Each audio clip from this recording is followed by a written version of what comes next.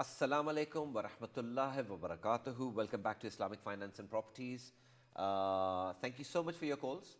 Really appreciate that. And hopefully, like I said, people that have actually left their telephone numbers, I'll be happy to give you a call back. I will definitely give you a call back by tomorrow, inshallah. And we'll discuss your matters more in detail. I think that's the important thing as well. Or we'll put you in the right direction in terms of where and how you need to go about it. I think that's the important thing. Obviously, our telephone number is running at the bottom, which is 0208 662 4550. You can also email us at info@ikra.tv, and we'd be happy to take your emails and get in touch with you in regards to what your inquiry is afterwards, but also answer your queries on television as well for you. We're sitting down with Elliot Valentine. Thank you so much again, Elliot, for staying throughout that break. My pleasure. Okay, so we've taken a few calls and everything else, and obviously, fortunately, or should I say, our views really do take precedent, and we've got to take live calls sometimes. But I still certainly want you to finish off what you were saying as well. And we got to the point where you were talking about how things changed from 2007 or 2008 after the financial crisis. Yeah. And then you got to 2010, and you said there were some major changes in terms of how you could get a mortgage and everything else. That's right. Talk to us about those major changes, what actually happened, and what are the bank's expectations now? Well, the first major change was the rule out of self-cert mortgages. So no longer could a self-employed person self-declare what they're earning. Instead, they had to prove it. Okay, so basically, instead of somebody actually going up to the bank and saying, "I earn £100,000," but and the bank would say, "Okay, we'll take your word for it." Now, if you go to the bank and you say, "I earn £100,000," they say, "Okay, well, can you please give us proof?" That's the difference. That's essentially the difference. Yes. So, what kind of proof are they looking for? How do they? So just tell us the process as well. So when it comes to our viewers, and when it comes to actually first-time buyers and buyers who are actually looking to borrow for their properties, how do they go about it? What are they looking for? Okay, so with self-employed, the first thing that the lender will want to establish is whether that self-employed person has a limited company or whether they're a sole trader. Okay, so self-employed people, limited company or sole trader. That's correct, right, yes. Okay. And what is more preferred by the bank, or is there no preference? There's no preference. It's just a case of, as a mortgage broker, I need to ascertain, first of all, whether you're sole trader or limited, so that I know what documentation to gather. Okay, so tell us what kind of documentations do you need for a sole trader versus a limited company? Okay, so for a sole trader, you're going to need something called an SA 302. Effectively, that's a reflection of your latest tax return that you would have submitted to the Inland Revenue. And it shows that your net profit as a sole trader. The net profit is the income that you pay tax on, and is essentially the equivalent to somebody that's employed, what they will pay tax on. And that's the starting point from where the lender would assess the affordability from. Okay, and how many years do they need that for? Just 1 year, or would they? Very good question. Majority of banks will require 2 years. Okay. There's some that will require 3. However, there's 1 or 2 that would consider just 1 year's accounts. Okay, right. Okay, so the point of the matter is that if you've actually set up a company and you've only got SA 302 for 1 year, there is still a possibility that you can actually get a mortgage. There is still a possibility, okay, yes. Good. So that's one thing. What about limited companies? What are they looking for? Okay, so with limited companies, you pay the director of the limited company is actually an employee. So as a director, you're going to be paid yourself a salary and what's called dividends. However, the company itself, after they've paid that director a salary and dividends, would have what's called their own retained profit or net profit. So where the sole trader, you're looking at the sole trader's net profit. A limited company, you'll be looking at what the directors pay themselves, but also what the net profit is of that limited company's balances. Okay, so limited company, you're looking at the director's income in terms of what his income is. Yes. And that would be kind of like a multiplication. Yeah. But also you're looking at the net profit as well. Exactly. Okay. Yeah. So where that could be of benefit to a limited company director is, for example, you may pay yourself X amount, so that you're not paying too much tax, so to speak.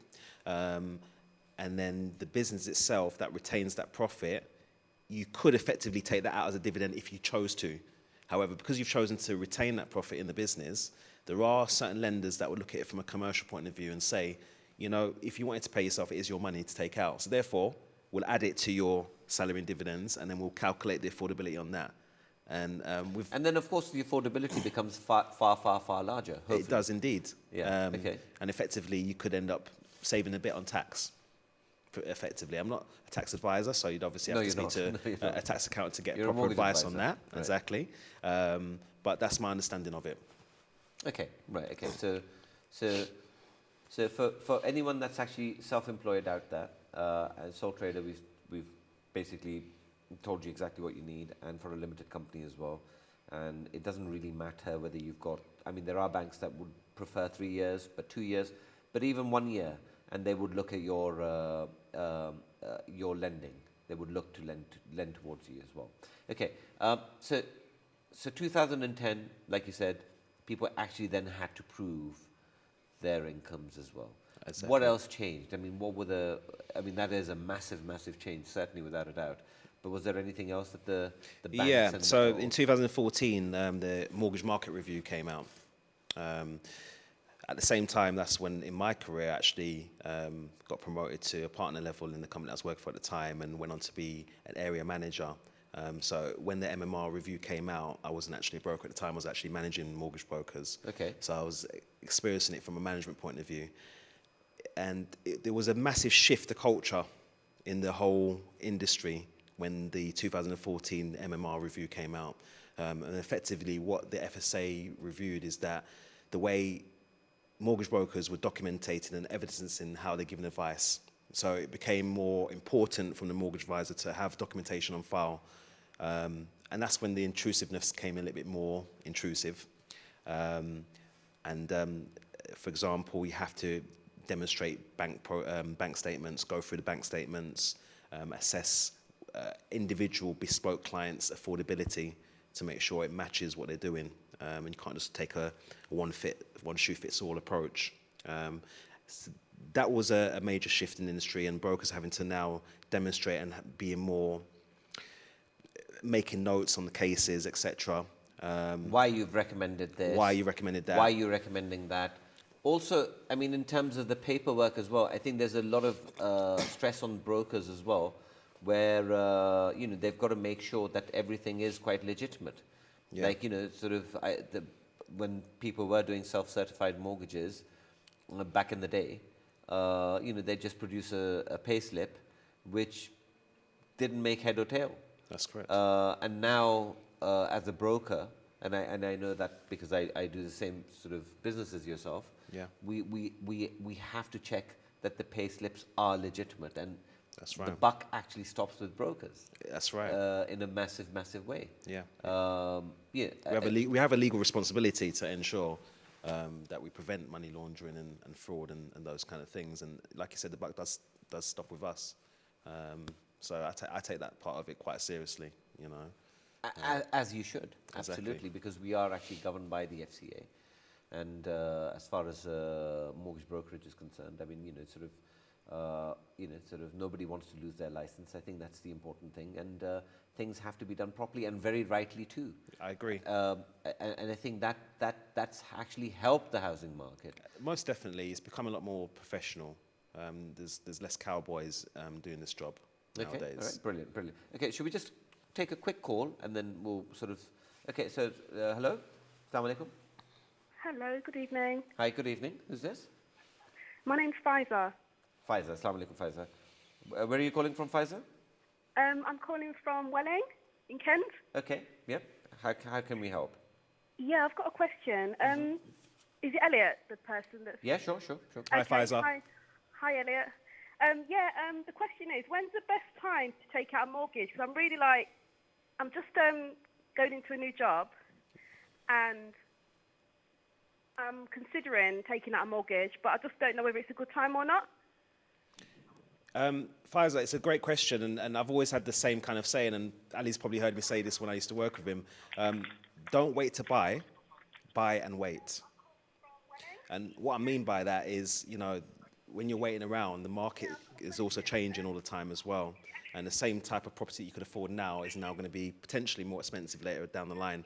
So what I would recommend is to assess to see what you can actually do now with your new job that you've started, with the available deposit that you have, and then get yourself onto the ladder. Yeah, but I mean, wouldn't Pfizer actually need? I mean, there are banks that would require a certain amount of pay slips as well. How long have you been working there for, Pfizer? You said a new job. Faiz, Hello? are you still there?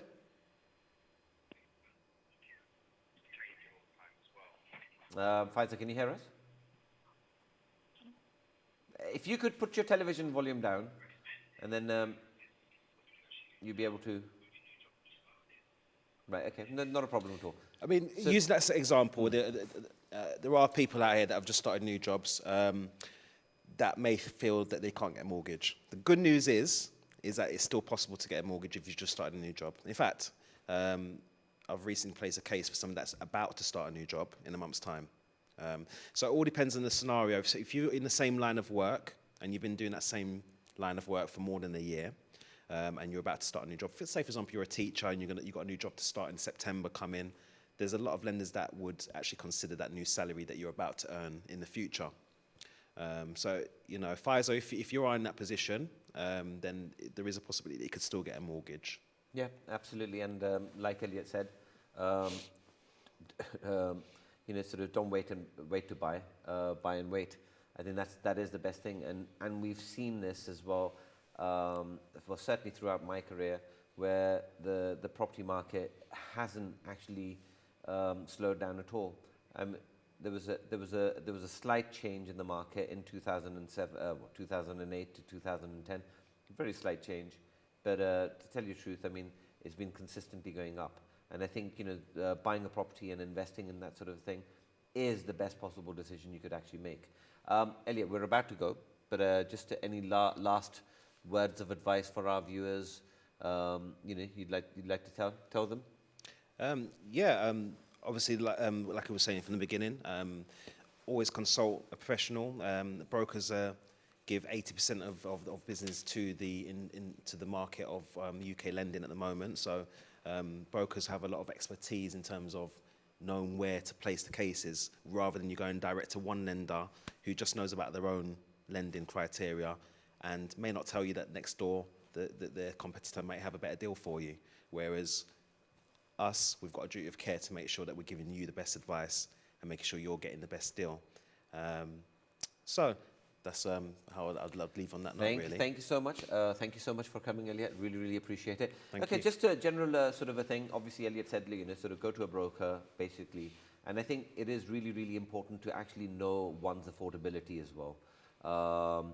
You know, before you go out and shop around, I think the best thing that you could do, because you don't know, or most people don't know how much they're looking up to or what they can afford and what the banks are going to lend them as well.